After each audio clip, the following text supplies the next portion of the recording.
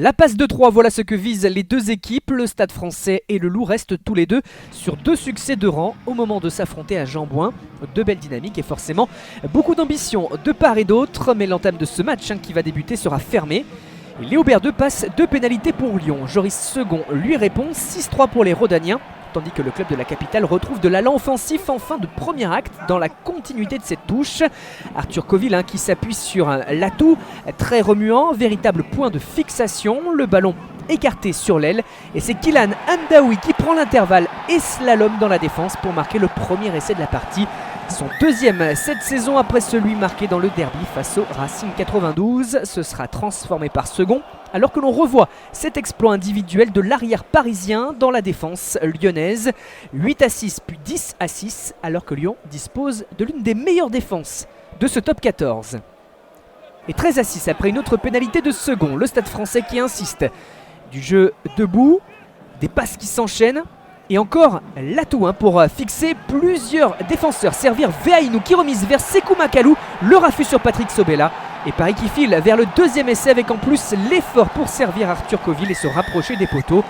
Le premier break dans cette partie, le gros travail de l'atout au départ, puis de Veaïnou et de Makalou. Tout en puissance, tout en résistance.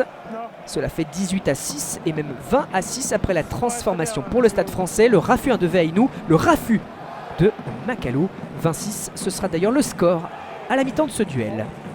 On rejouera quand même, Le Loup qui est sommé de réagir vite s'il veut ambitionner quelque chose de cette partie et qui redémarre fort, monopolise un peu plus le ballon et voit Dylan Crotin sortir ce ballon vers Sobella qui percute. La défense parisienne s'accroche mais les avants lyonnais insistent. Kylian Gérassi désormais. Jonathan Pellissier qui ressort ce cuir. C'est Colby Fainga qui s'en saisit. Nouveau temps de jeu.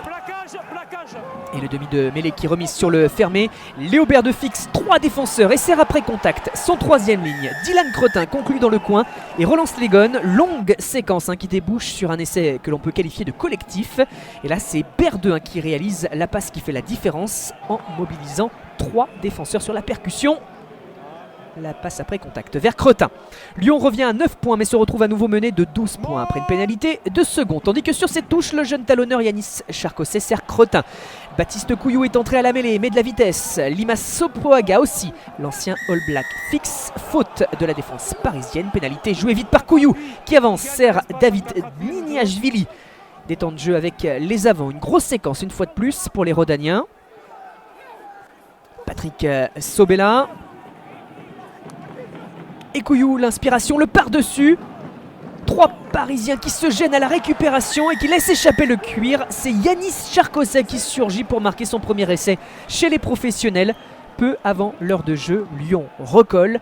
Et il le doit à cette inspiration de son demi de mêlée international et à cette incompréhension parisienne pour voir Charcosset soigner son entrée sur le terrain de Jean-Bouin et relancer le suspense. 23-16, 23-18 après la transformation de Sopoaga et finalement le score final. Lyon doit se contenter du bonus défensif. C'est le Stade Français qui signe un 3e succès consécutif.